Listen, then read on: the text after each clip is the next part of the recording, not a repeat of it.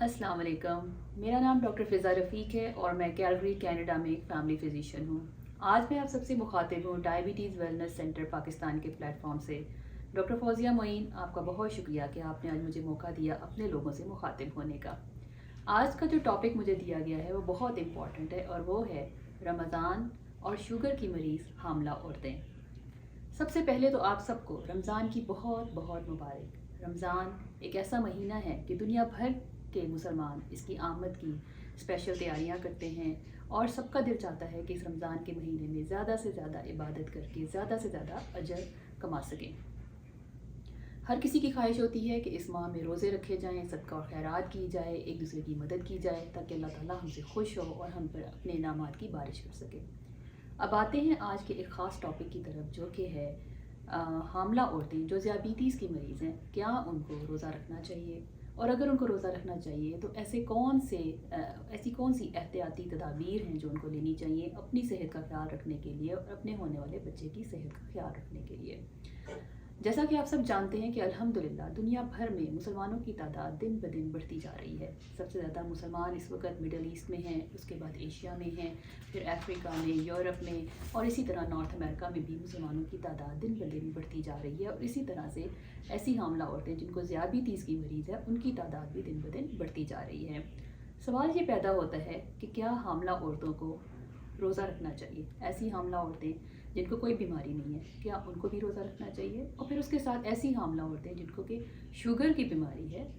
उनको रमज़ान में रोज़े रखना चाहिए या नहीं रखना चाहिए? इस हवाले से मैं सबसे पहले आप सबसे सूरह अल बकरा की एक बहुत ख़ास आयत है 185, उसका तर्जुमा है कि अल्लाह ताला ने इसमें हुक्म दिया कि इस महीने में जो मौजूद है उसको चाहिए कि रमज़ान के पूरे रोज़े रखे और जो बीमार हो या सफ़र में हो तो दूसरे दिनों में देखकर शुमार करके इनके बाद में रोज़े रखे। और अल्लाह तुम्हारे हक़ में आसानी चाहता है और सख्ती नहीं चाहता। और इसी तरह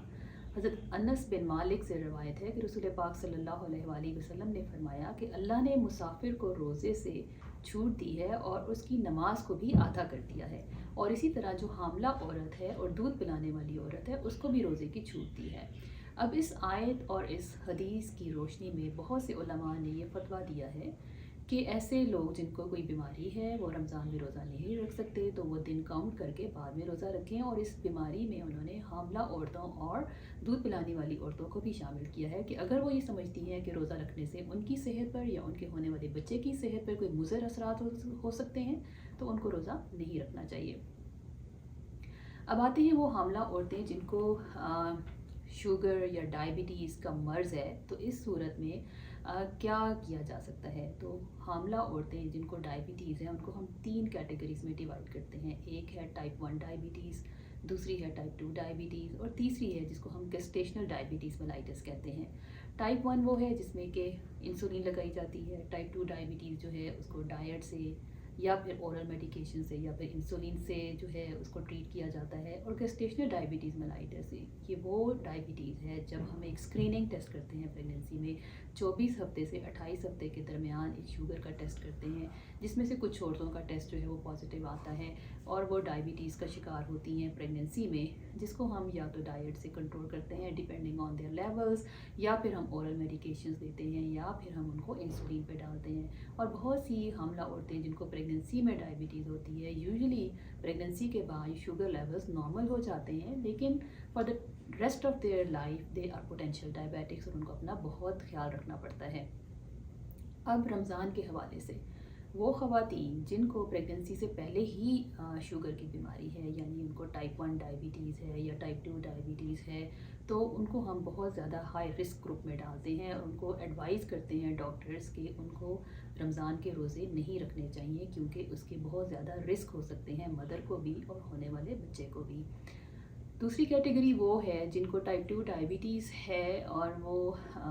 डाइट कंट्रोल पे हैं, सिर्फ कोई मेडिसिन नहीं लेते, इंसुलिन भी नहीं लगवाते और उनकी शुगर जो है वो कंट्रोल रहती है सिर्फ डाइट कंट्रोल से। وہ اگر رمضان کے روزے رکھتے ہیں، وہ پریگننٹ بھی ہیں، یا پھر گسٹیشنل ڈائبٹیز ملائٹس جو کہ پریگننسی میں ان کو ڈائبٹیز ڈائگنوز ہوئی ہے، وہ رمضان کے روزے رکھتے ہیں، وہ بھی رسک، ان کا بھی رسک جو ہے وہ زیادہ ہوتا ہے رمضان میں روزے رکھنے کا. لیکن جو اسٹڈیز بہت کم ہیں اس بارے میں، لیکن جتنی بھی اسٹڈیز ہوئی ہیں یوزلی انہوں نے شو کیا ہے کہ جو گسٹیشنل ڈائبٹیز ملائٹس کے ساتھ خواتین روزے رکھتی ہیں رمضان میں،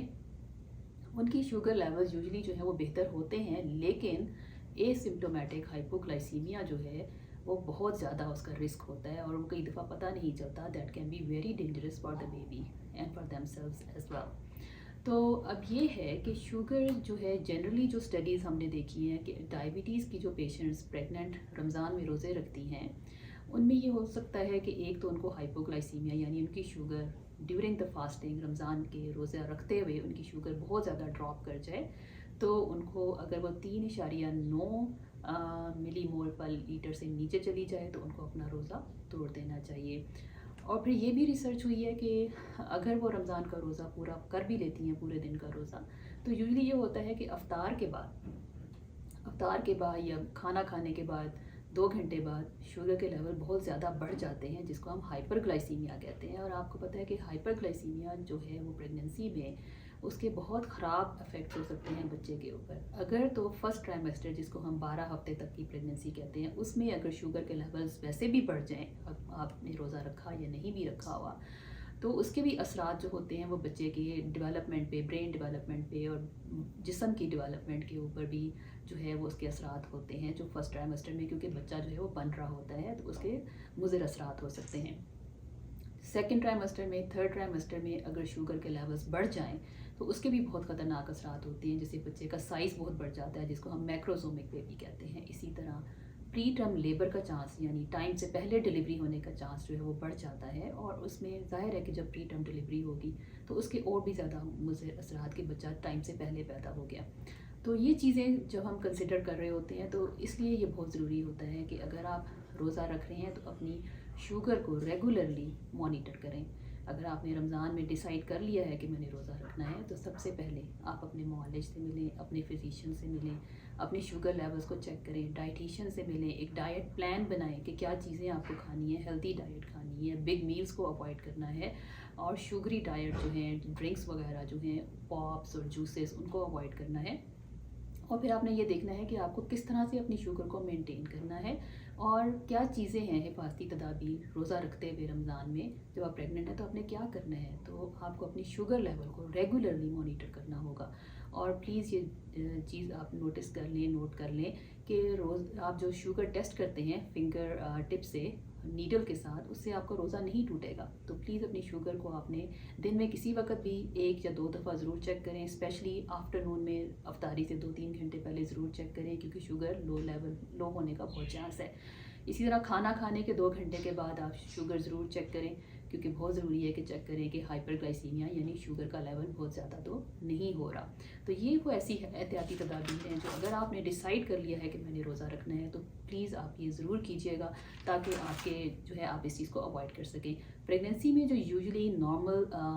لیولز جو ہم سمجھتے ہیں شوگر کے ہونے چاہیے، آپ اس میں یا آپ پریگننٹ ہیں، ویدر آپ فاسٹ کر رہے ہیں یا نہیں فاسٹ کر رہے ہیں، تو آپ کی جو فاسٹنگ جو شوگر ہے وہ 70 to 95 یعنی 70 سے 95 ملی گرام پر ڈیسی لیٹر یا 3.9 سے 5.3 ملی مول پر لیٹر ہونی چاہیے.